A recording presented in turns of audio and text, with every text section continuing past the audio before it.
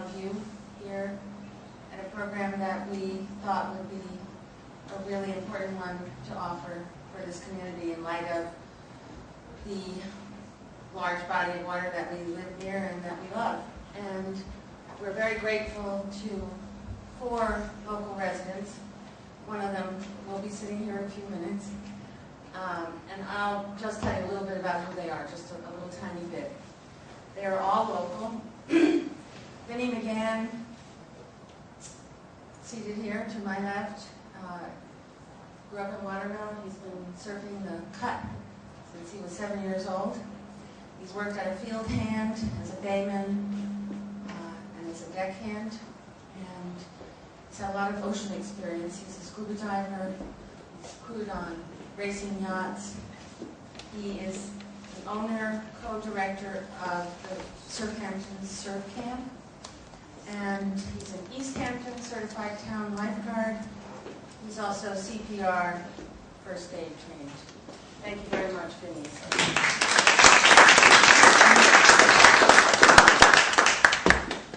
To the right of Vinny, from your perspective, is Henry Hildreth, Hank Hildreth, known to many of you because his family, as you know, has been in business in Southampton since 1842. And I believe that Hildreth is the oldest continuously running department store in the United States. And I think this is his family here. Is that correct? Yes. Welcome. Hank, as he is known to many, is a Southampton native, and he's been a water rat since 1960. How old are you? Henry has been a pool lifeguard, a water safety instructor, an ocean lifeguard at Waterville Beach Club and at Cooper's Beach, and is currently a surfing instructor for Surf Hampton in Southampton. When not in the water, he can be found at Hildreth's on Main Street or at home with his family. He didn't say that, I did. And to the right is Mark Bionis. Mark is another Southampton native who grew up, went to Southampton schools. He has been swimming his whole life and has been an ocean lifeguard since 1979. So he is a really experienced lifeguard. During half of that time, he has been training new lifeguards. So Mark has a lot of experience, and we're just really fortunate to have this panel of people joining us in, we hope, a few minutes is Ann Welker. Ann has been a lifeguard at Flying Point for 6 years, or she was a lifeguard at Flying Point for 6 years, and she currently teaches swimming and helps Vinny McGann with the surf camp. So we'll be grateful when she gets here. But anyway, we thought we would just talk a little bit about ocean swimming. And can we start with you, Hank? And how it differs from other swimming.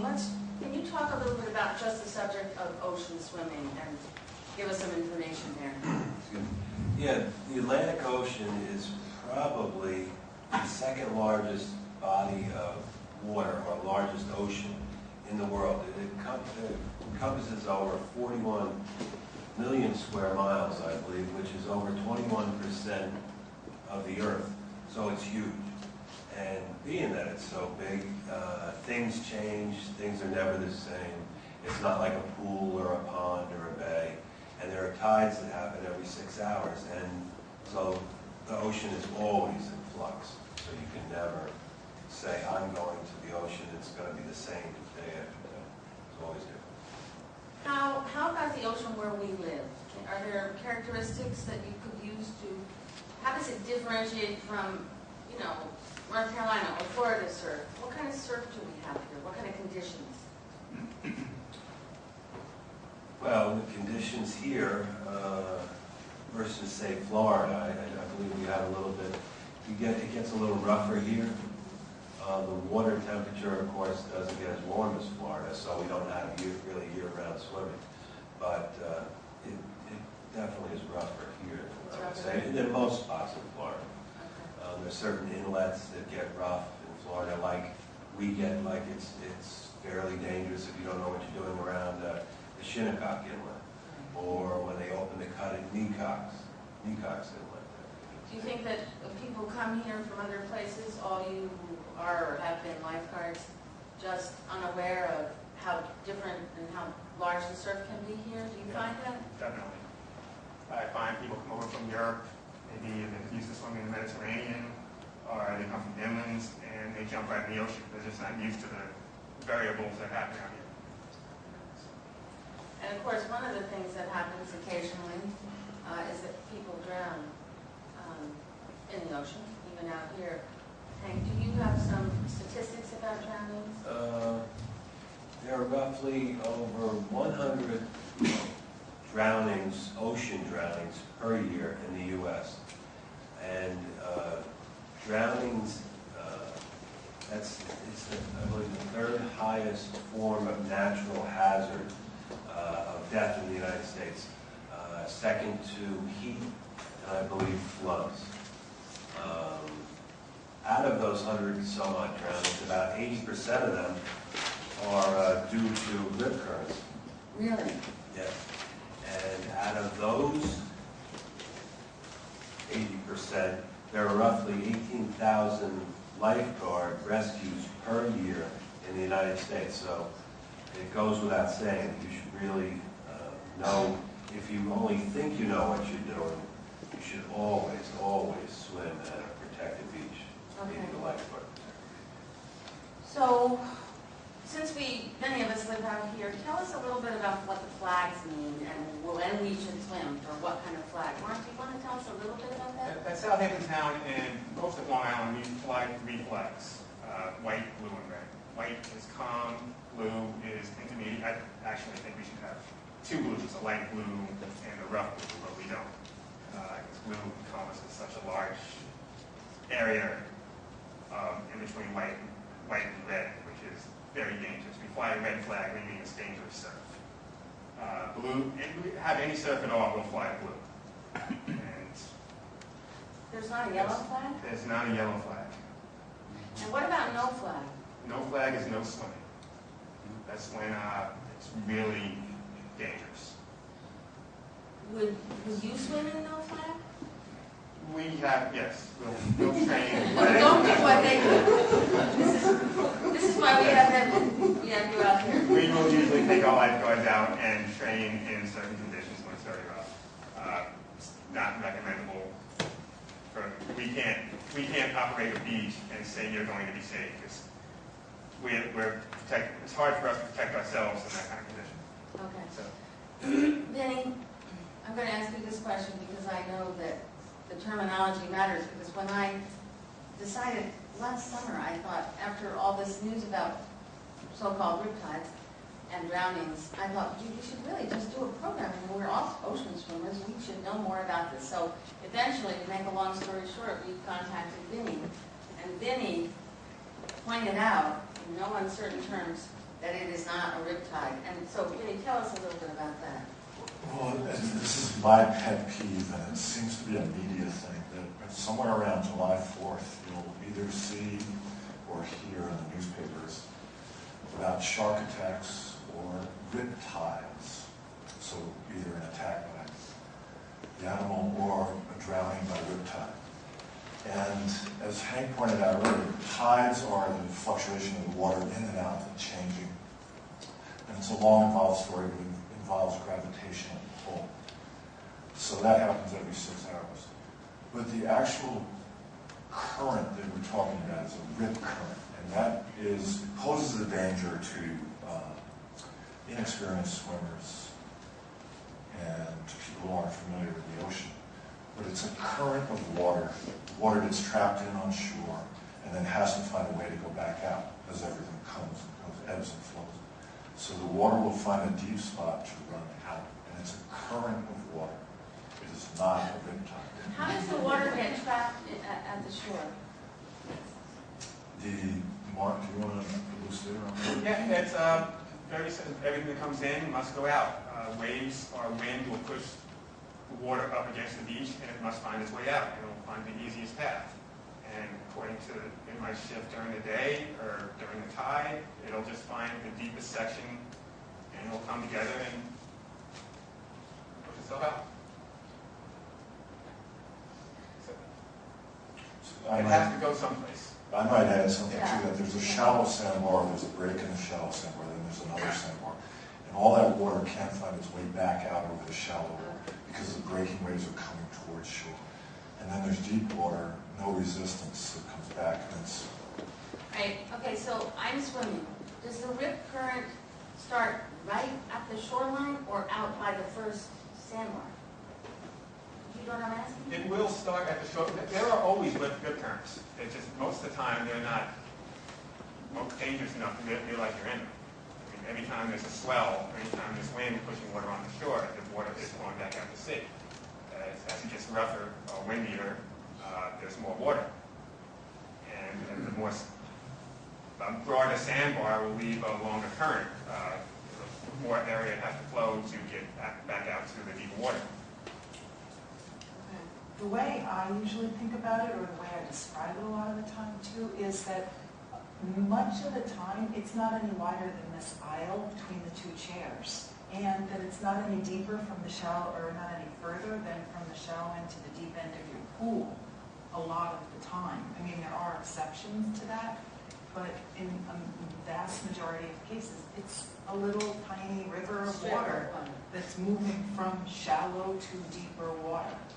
And that's all it is. But it gets really blown out of And it's the proportion. whole, it's above and below. The rip current is the whole section of water, not just water that's underneath, but it's the whole flow is Yes. flowing out. All right, so do you understand this?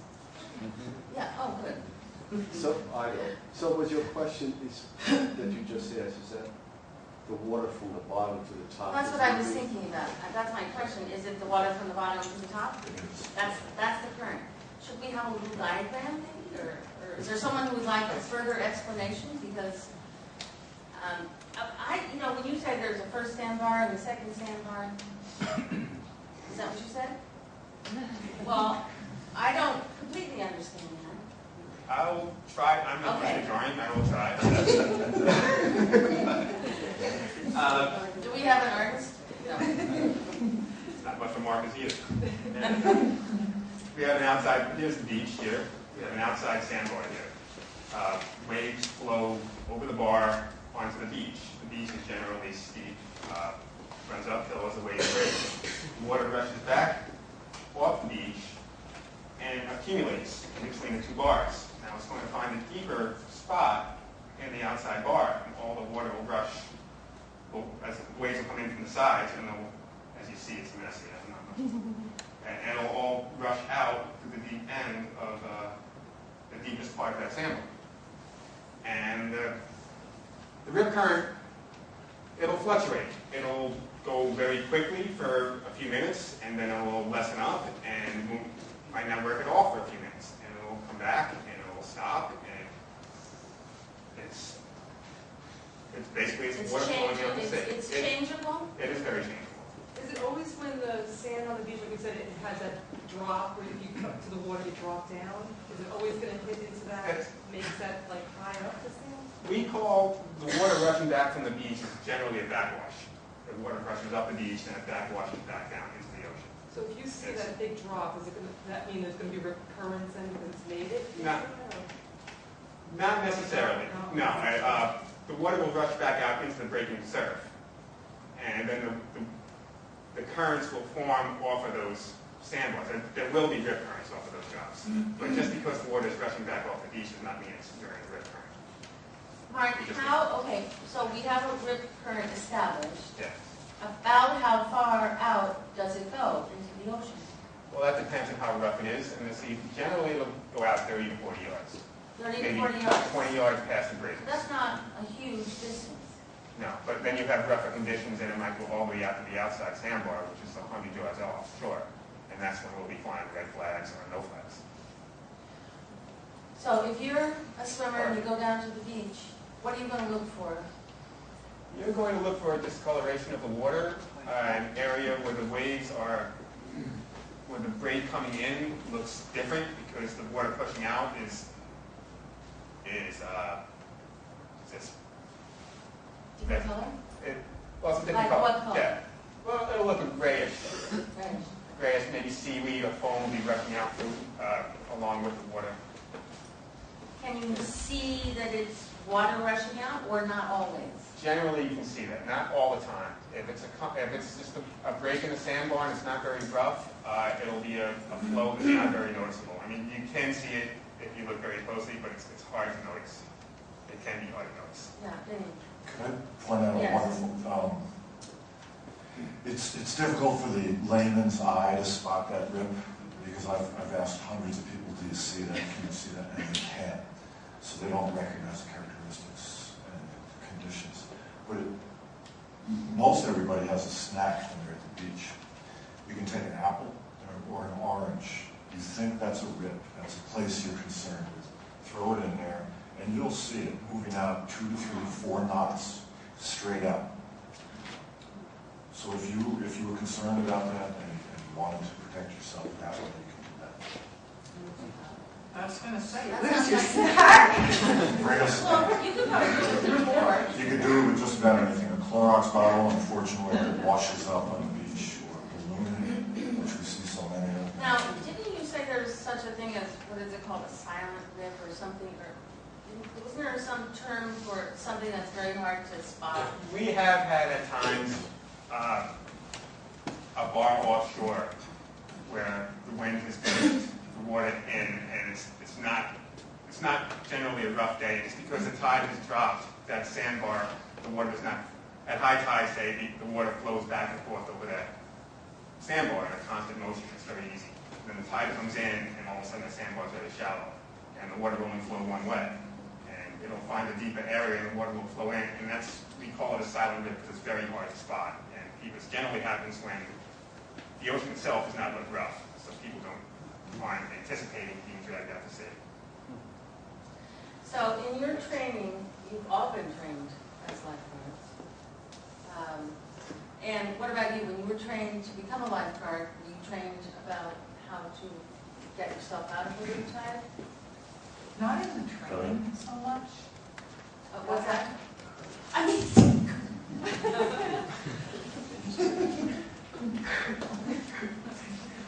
Not in the training as much, it was more on the job training. More experienced lifeguards would sit beside us on the stands and help us define where the rip was. and did they make you go out in it so that they could teach you how to get out All of the it? time. That's the first thing we do with lifeguards. That's what the Yes, person. we practice rescues and rips all the time. Is that frightening? Initially, but once you realize how to use the currents to your advantage, it's not bad. So just say you get in a rip current, you know, intentionally get in a rip current. What do you do? So what are you telling us to do when you unwittingly get into a rip current? The very first thing to do, and anyone says that, is not to panic. And that's the first thing anyone does, of course, is you go in someplace you don't want to be. And so the first thing you do is you get scared. And you start swimming towards shore, and your blood pressure goes up, and you lose your breath, and that's when everyone gets in trouble. So first thing to do is, if you can, is relax. Let the current take you out past the breakers, swim to the side, side stroke, easy, and just come in off to the side of that rift. Let the waves take you in. Or if we're there and we're in trouble, wait for us. How do you signal to a lifeguard that you're in trouble? Is there a sort of a thing you're supposed to do? Well, of course, wave and signal. Hopefully when we see it, well, you have to signal for us. That's our goal, is to prevent things from happening. But as lifeguards, when we need help, we use something called a double pump. We go like that. If I'm in the water and I need help from another lifeguard, I go like this twice. So, So if we're in the water, if you want to use a double pump, we will know that you're in trouble. But most of the time, most people don't know that. You just want to wait. We're going to see it. I have confidence in my lifeguards that we'll see it. so. Scream, wave your hands. Let's ask you, Ann, what's an undertow? Well, there's a Or little should I be asking? discrepancy among that. Some people don't believe that there is an undertow. The way I think about it, though, well, first of all, I like to call it an undertowed, because I was talking with, I was describing it to a child at one point. He said, "What is the undertowed?" And I just really like the picture of the undertowed underneath there, like waiting for you. All it is the water. Mark calls it, it's really backwash. Yes. It's really the same thing. It's the water that comes up onto the beach and then it moves out. Is it carrying you way out? No. It's carrying you out a little tiny bit. Maybe you lose your footing, and that's what happens in a lot of situations, especially in rougher water where you're tumbled. But all you do when you get tumbled in a situation like that is just relax. So, but in an undertow, is that just happening all the time? I mean, undertow? No, it's basically when it's rough. Rough. Waves come on top of one another, one after another, so it kind of rolls. And you may see these waves and fight or flight. If you start diving out to go underneath them in deep water, which is, the safer thing to do is as opposed to standing there and get battered. You then go deeper in the water and deeper, and then all of a sudden you're over your head and you start to panic, and then what kicks in is your rip current, and out you go. Does a rip current doesn't hold you under? You're able to float and be up, right? Yes. I get to be the grammar police again. Okay. When Did I say tide? When I think of an undertow, or at least the interpretation of it sounds to me as though you're being dragged down under the water. Right. And what we've just described here isn't that at all. It just drags you out to sea 5 to 10 feet or so, or even a little bit. Yeah, well, I think the water flowing out is flowing underneath the waves. So that's the idea, or that's why people call it an undertow, because the waves are coming on the surface, and the current going back is going underneath the waves. So But you don't have to worry about disappearing it's not, straight no, it's not a down. vortex dragging you down and keeping you right in the water. But I think Hank mentioned something really important, and it's our friend Jimmy describes his mom as saying when he was like 10, 11, 12, 13, his mom always said to him, "Now don't go out past your eyes." So what that meant was that he had to stay in what we called the impact zone. So the impact zone is where the waves are breaking. So Jimmy had to stay in the impact zone and get hammered all the time, rather than diving under the waves, moving out to where it was a little bit deeper, and then he could tread water and be safe.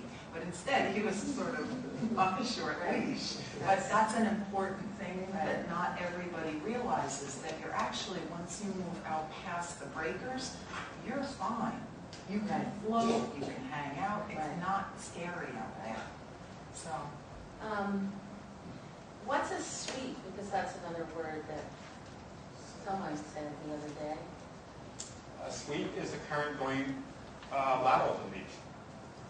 It generally happens maybe in the northeaster, or wind coming westerly, either direction it could go. The waves will be coming at an angle to the beach, and the current will be dragging you one way or the other, and then eventually out, but mostly down the beach. Then eventually out? Well, eventually the water is flowing down the beach and then back out to sea. But if you're certain days you're going to jump in the water and you're just, we know you're going to be 50, 100 yards down the beach. Well, what would you say is the thing that we should be the most cautious about, condition-wise, in the ocean?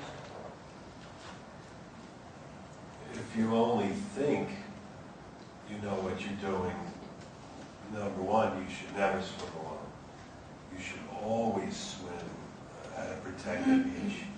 You should know how to signal the lifeguards. You should know that if you get caught in one of the above or thing, a rip current, that if you start to panic, which you're going to do, you can say, well, you remain calm, you swim out of it. As long as you know how to float, you should be okay. But if you are at a protected beach. And then one thing that you need to take away from this, if you remember one sentence of whatever we said here today, is if in doubt, don't go out. And that's all there is to it. Would you, Hank, would you think even for yourself that you should probably swim in twos, surfers? You know, experienced people? Is it just always a good idea? Safest thing to do. Yes. Safest thing to do. Was diplomatic. In other words, we all surf alone sometimes, and we shouldn't, but, so don't do this at home.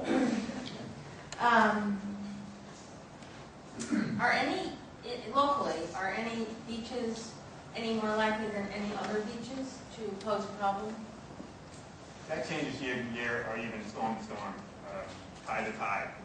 All our beaches, we have a sandy bottom here, we don't have reefs except for Montauk, and the sand shifts constantly. So at any time, from year to year, certain beaches will be more dangerous than other beaches, or even day to day. What about the, Except for certain certain okay, so more where is, firm structures like the inlet. what about the cut? When the cut is open, that's a dangerous spot, because there's a constant flow of water out of the sea from the east back. Yeah. Question? Oh, sorry. What's,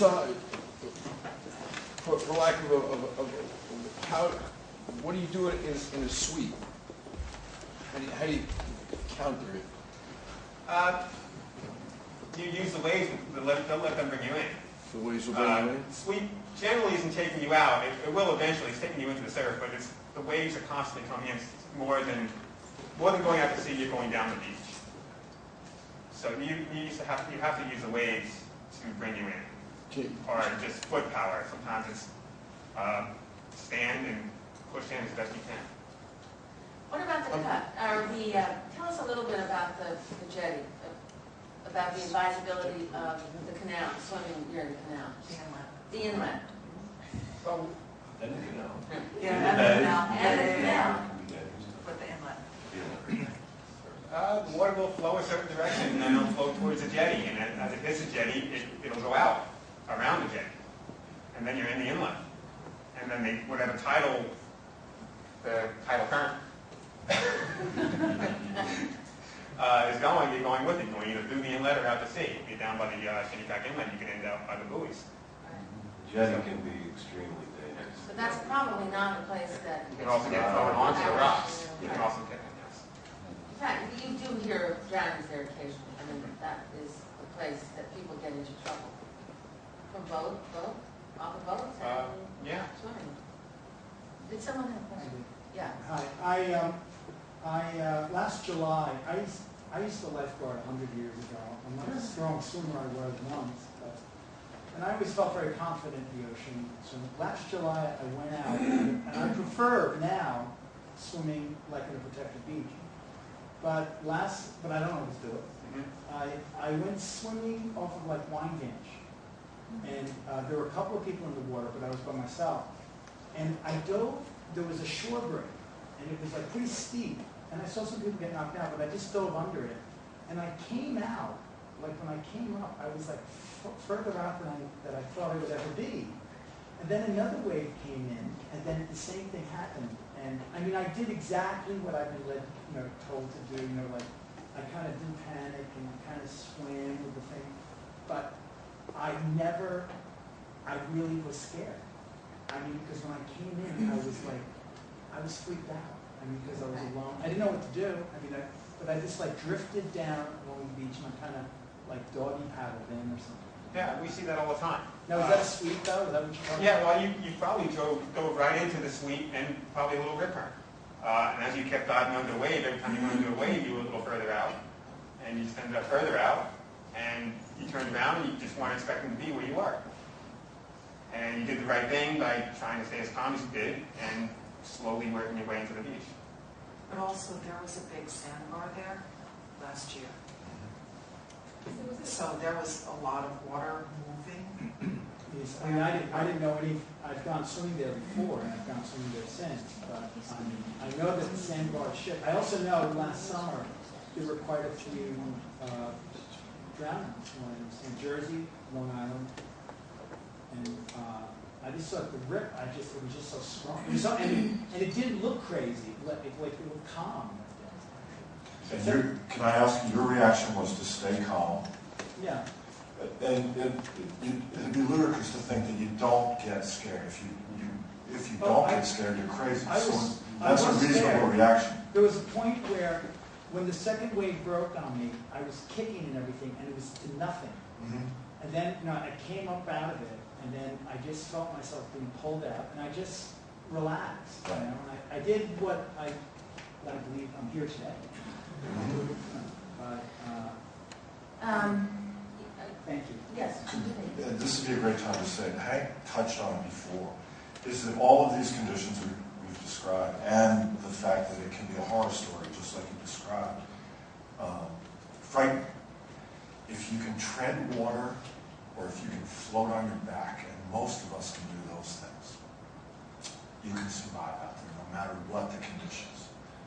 And then stay relatively calm, because of the fear, you'll have plenty of adrenaline going for quite a while, so you'll be okay. But just tread water or float on your back, that's the solution. A few of you are in the business of training surfers. Do they get trained in how to handle the ocean and not using their surfboards? Did you mention something about tending to not want these kids to just see their surfboards as the props they need? Do you want to touch on that? One of the first days of camp, we put everybody in RIP.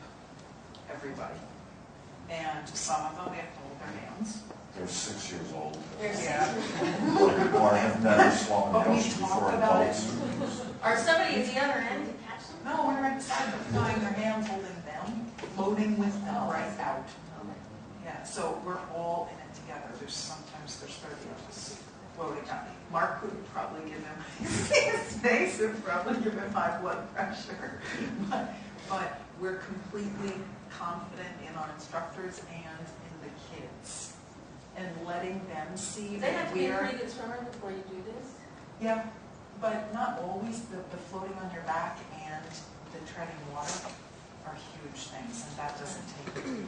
I would just like to say that if anybody goes in the ocean, if you're not confident in swimming on your own, do not trust any kind of flotation device. Don't bring a raft out if you can't. If you don't think you can make it on your own, you're not comfortable, don't depend on any kind of tie tube, raft, surfboard, or anything. Anything that you inflate Yeah. and deflate. And- There's little swimmies on the arms. Yeah, and Don't especially... even use those ever? No, learn how to swim. Don't learn how to blow those up. And if you do have something like that, maybe it's even just a ball, and it gets away from you, and it starts to get carried out, let it go. The lifeguard can get it, or maybe you just have to spend another $10. So, What about rescues? Obviously, over the years that you all have been swimming, I'm assuming that you've all witnessed or participated in rescues. Could we hear about some of the things that you've helped people get out of? We'll start with, I'm sure Mark has the best stories. So okay, well, wait, why don't we'll we start saving it for we'll last? start with All Anne. my stories are good because everybody made it, so. I- Yeah, there you go. I know Anne, she rescues the little kids that she throws in the water. Actually, I wanted Vin to tell about the one at So, Gibson. Yeah, tell that one. So it's an example of Mark's, what he called the invisible rip. We were out in waist-deep water, and I was giving a surf lesson, and it was fairly gentle, actually. But the sandbar was finite, so at the end of it, it dropped off to, rather than waist-deep, well, chest-deep on me. And there was a dad and his daughter, very comfortably swimming, playing in the waves, and the waves were maybe this big, really nothing to be concerned about. But what he didn't realize was that as the sandbar entered the deeper water, all the water that had flowed over had come down and was running out. And I was watching and I could see it develop. I was busy, but I could see that there was going to be an issue. And they kept making their way west a little bit until they ended up in the deep water.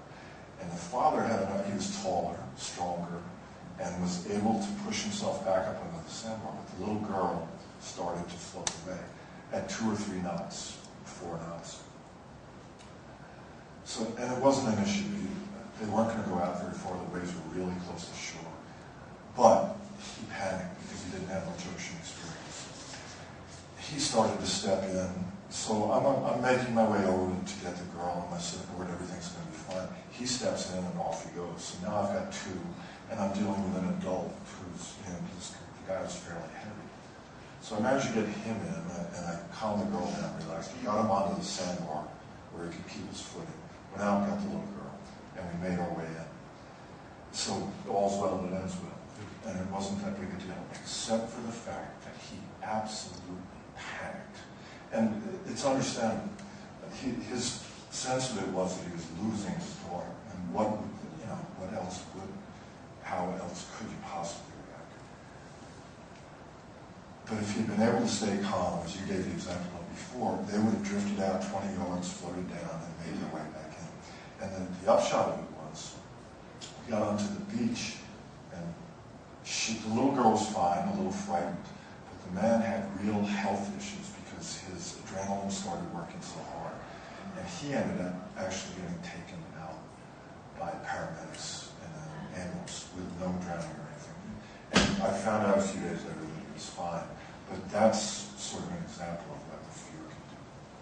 So it's absolutely, and you give a great example of dealing with the fear, but then staying calm and floating through and through. I have to interject something. We're not going to talk about sharks.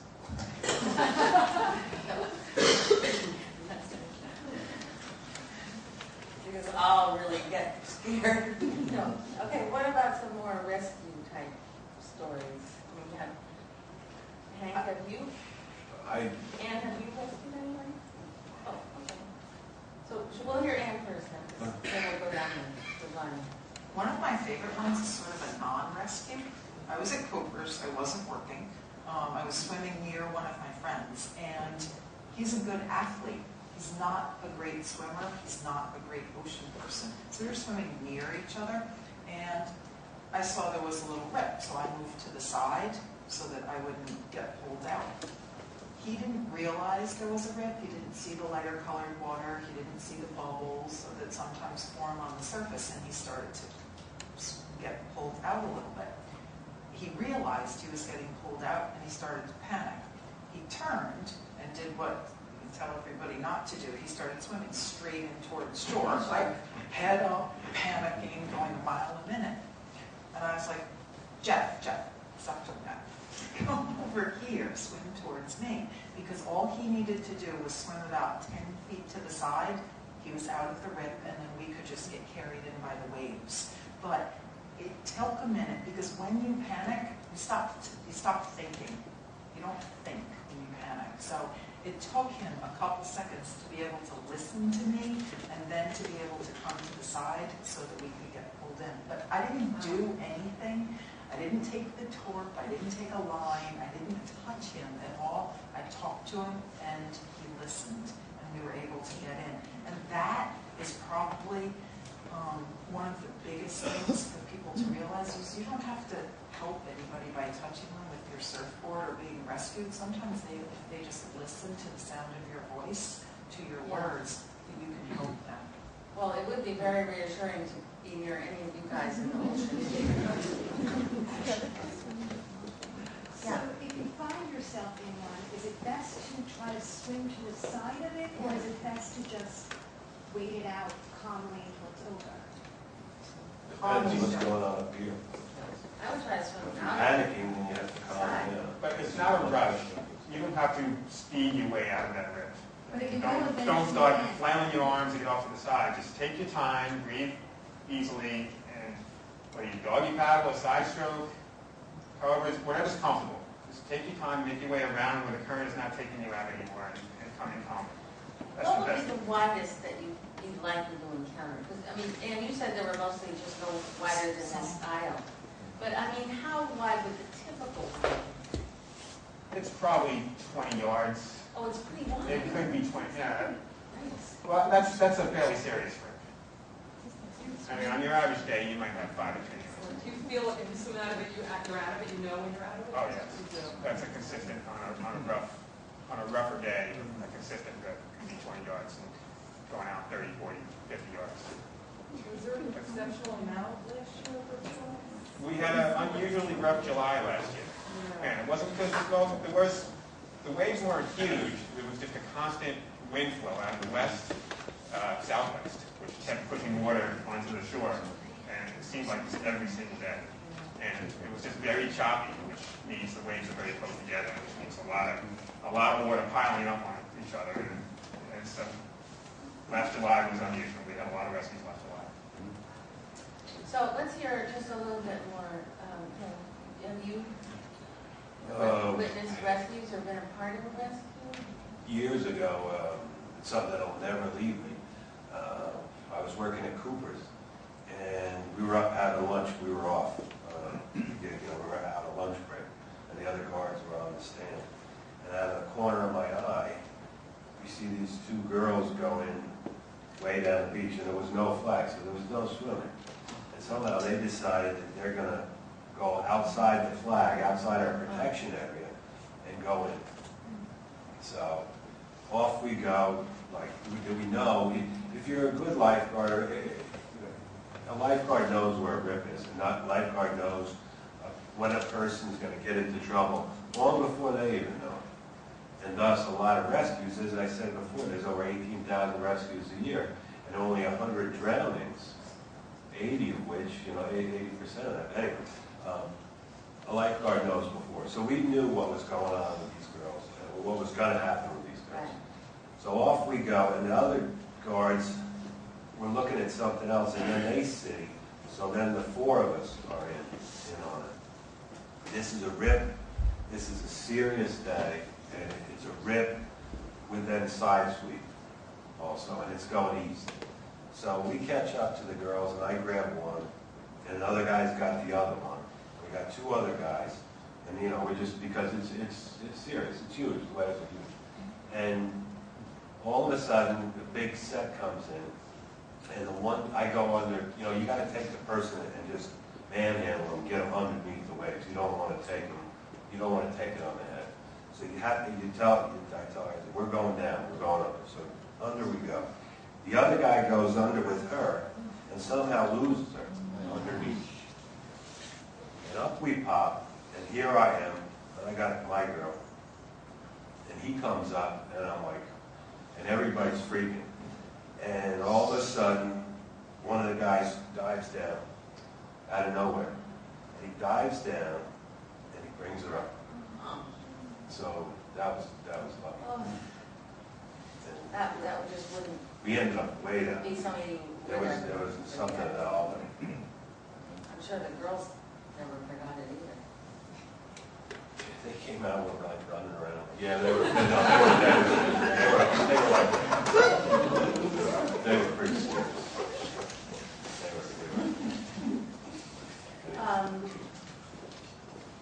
Mark, what about you? Can you think of a particular?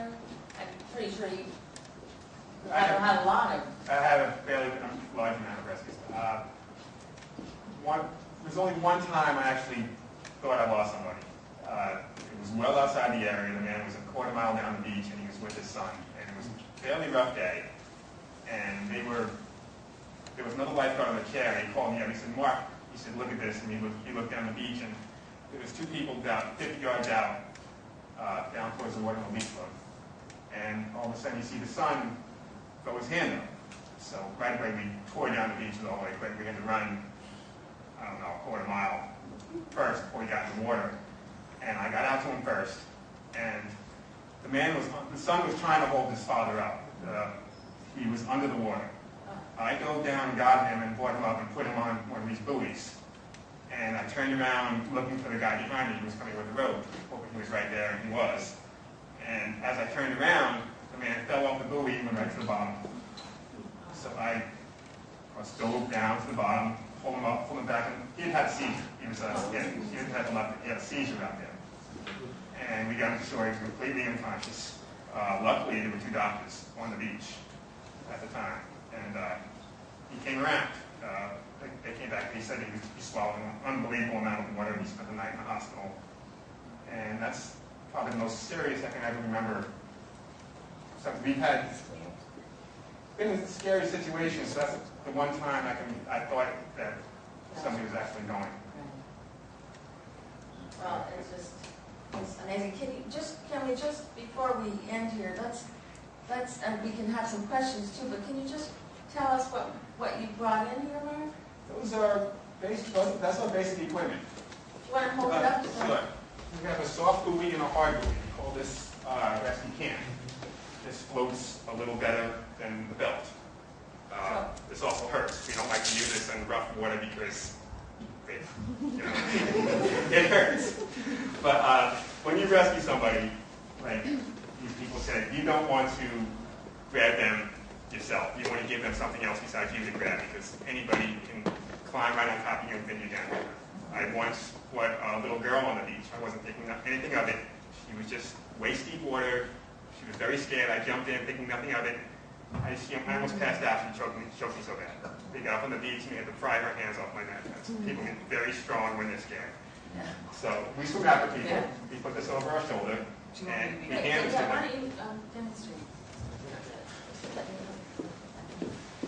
Would you like to drown? Okay, and it's drowning. We have these set up on the beach in a way that we can just grab them in a certain way. The sweep is going a certain direction. We always try to put this over our shoulder and throw it down the sweep. Otherwise, the rope will get caught around our legs as we're swimming out to sea. So we get out to the victim and hand that.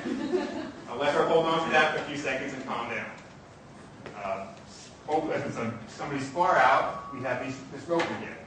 Somebody be coming behind us with the rope, and we hook up 2 of us, one with the buoy, one with the rope, and somebody on the shore pulls in.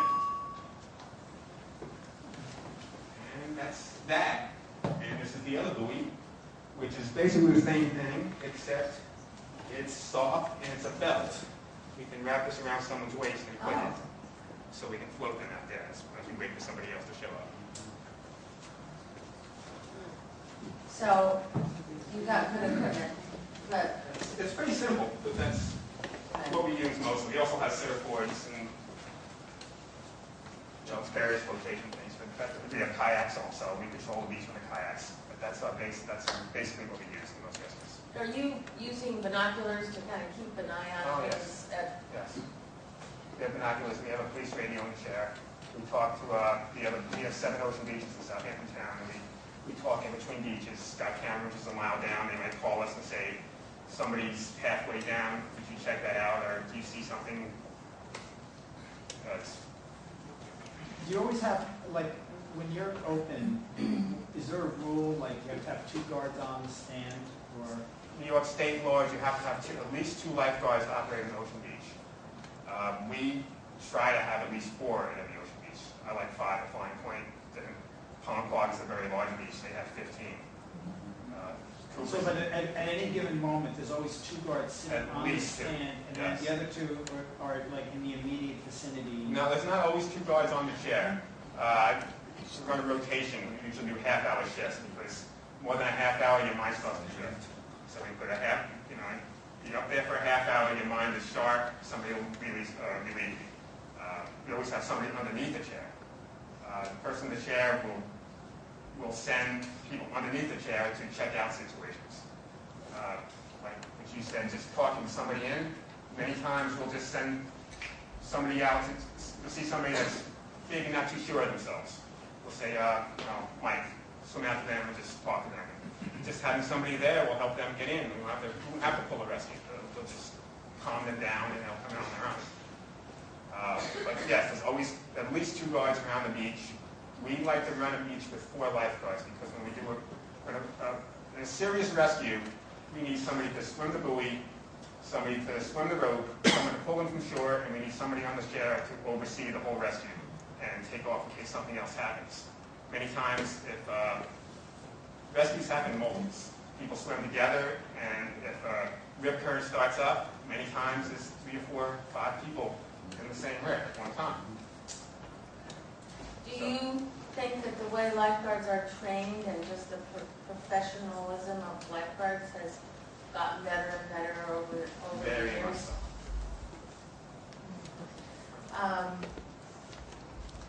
Okay, we'll take just a couple more questions and then we'll, yeah. Can you give some sort of average amount of time that it takes, like, if people start to panic because they're not sure, like, how long is this gonna last? If there is a rip current and you're being pulled out, like, how long can you expect to be floating down current or out like that before you have an opportunity to kind of get out of it? I mean, I know they're all different, so it's not like one answer, but, I mean, is it a matter of like 2 minutes, 5 minutes, 10 minutes? I mean, Most rips on an average day will not last more than 60 seconds or so. Oh, you mean No. the length of time it takes you to get out of it? The rips will be strong because a set of waves will come in and that water will rush out to sea. And when that water gets out there, after that water is done flowing out, it'll lessen up. So on the average, I mean, there are rougher days when there's a constant rip in a certain area. So you can don't be out there. expect a rip current that's hanging around on a line bench to sort of be there all day? Most likely not. Oh, I see. There are times when there's especially if you have a large sandbar, there's always seems to be a current in a certain area. But on your average day on the beach, the rips will come and go. They'll pop up here and then they'll lessen. So really difficult to quantify it, but it's There's no set rule. quite short if you Yeah. can stay calm and relaxed. But also remember that you have the choice. You can either choose to float with the current and go out, or you can choose to swim to the side. So it's up to you in the big picture. Just get out of the way of the waves and let it take you through the breakers. Yes, Maggie.